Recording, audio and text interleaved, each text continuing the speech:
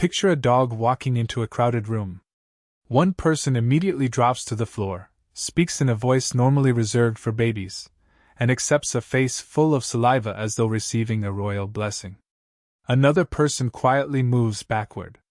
Same dog. Same room. Completely different nervous systems. It is tempting to explain this as kindness. Animal lovers are compassionate. People who dislike animals are cold. Simple. Except that explanation collapses almost immediately. Some people devote their lives to other humans and feel almost nothing around pets. Others trust animals more easily than people. Some adore cats but fear dogs. Some rescue injured birds, then panic when a harmless spider appears in the bathtub. So the real question is not why certain people are good and others are bad. It is why the human brain can look at another living creature and classify it as family, threat, dirt, responsibility, mystery, or furniture with legs. For most of human history, animals were never just cute. They could signal danger, carry disease, steal food, protect a camp, locate resources, warn of strangers, or become competitors occupying the same landscape. Human survival depended on noticing them quickly and responding correctly. That created no single instinct called loving animals. It created competing systems. Approach and avoidance. Curiosity and disgust. Caregiving and caution. The desire to touch something soft, and the ancient wisdom of not touching the mysterious thing making a noise under a rock. Different people inherit and develop different settings on those systems. The first difference is attention. Animal lovers often notice small signals that other people barely register: the angle of an ear, the speed of a tail, a frozen posture, a slow blink, a tiny retreat. Once those signals become meaningful, the animal stops looking like an object and starts looking like a mind. In 2017, Maya Maria Kujala and colleagues tested how people judged emotional expressions in dog and human faces. Emotional empathy affected both the speed and intensity of people's judgments. More empathic observers responded faster and rated threatening expressions more strongly. Experience with dogs also changed how some positive and neutral faces were interpreted. That matters because affection often begins before conscious thought. You see attention, hesitation, excitement, fear. Your brain says someone is in there. But here is where the clean explanation fails. General empathy does not automatically spread equally toward every species. Human compassion is strangely selective. A person may cry over a fictional human, ignore a real insect, love one dog, and feel disgust toward another animal with equally complex behavior. Empathy needs a bridge. Familiarity can build one. A child who grows up closely attached to an animal repeatedly practices reading a creature that cannot explain itself in words. Hunger must be inferred. Fear must be noticed. Boundaries must be learned through posture, movement, and consequence. In 2014, psychologist Hank Rothgerber and Karim Mikan surveyed 273 adults about childhood pets, attachment, empathy toward animals, and later attitudes. Greater childhood attachment to a pet was associated with greater animal empathy. The crucial word was attachment, not mere ownership. Having a neglected fish tank somewhere in the house is not the same as building a relationship. That sounds like early pets manufacture animal lovers. Maybe. But the skeptical explanation deserves real weight. Families that bring animals into the home may already value them.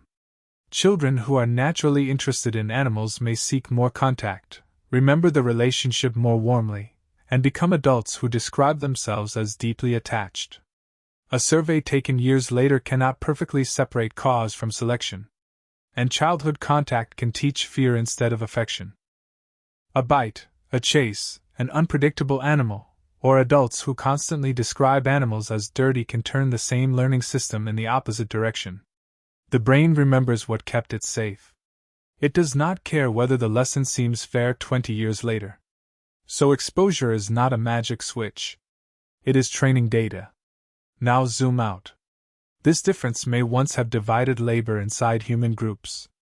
Some individuals benefited from approaching, observing, taming, or caring for animals. Others benefited from detecting contamination, avoiding uncertain movement, and reacting quickly to threat. A group filled entirely with fearless animal enthusiasts could make reckless mistakes. A group filled entirely with avoidance would miss useful information and possible cooperation. Variation itself may have been useful. That does not prove modern preferences are genetically fixed.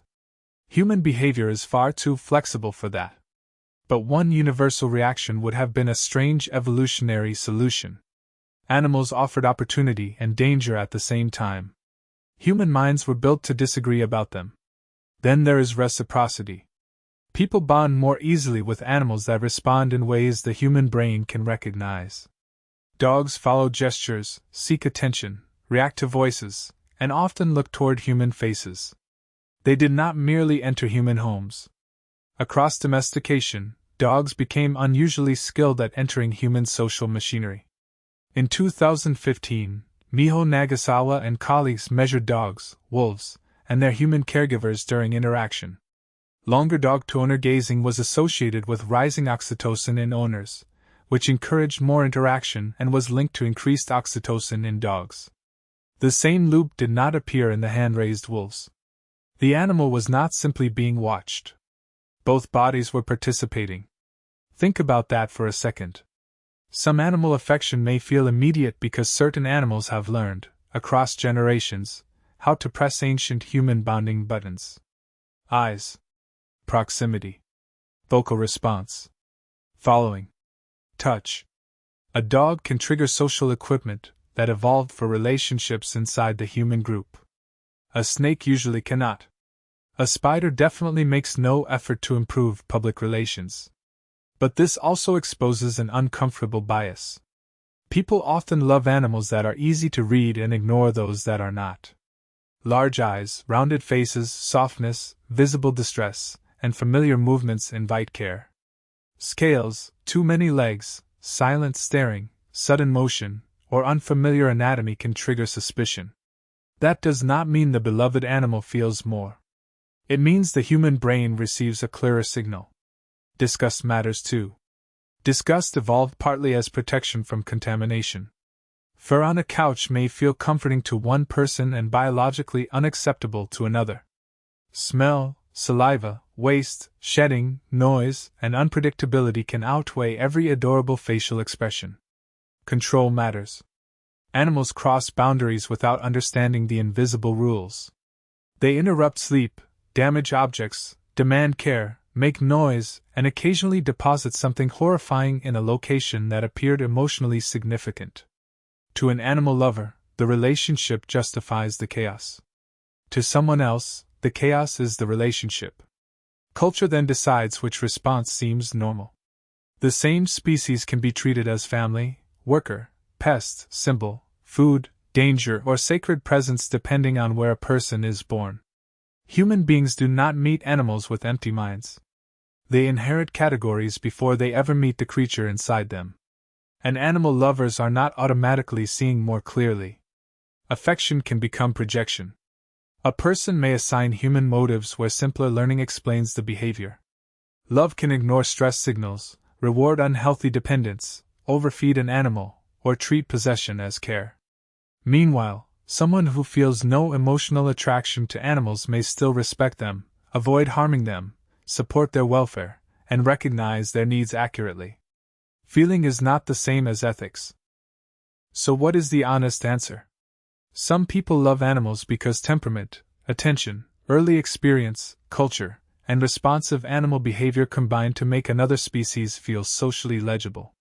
Others feel distance because different systems win: caution, disgust, fear, unfamiliarity, inconvenience, or simply the absence of that emotional bridge. Neither reaction comes from one place. Bring that back to the crowded room. The dog walks in. One person sees fur, noise, germs, and risk. Another sees eyes, intention, vulnerability, and a possible friend. The animal has not changed. What changes is the ancient machinery looking back.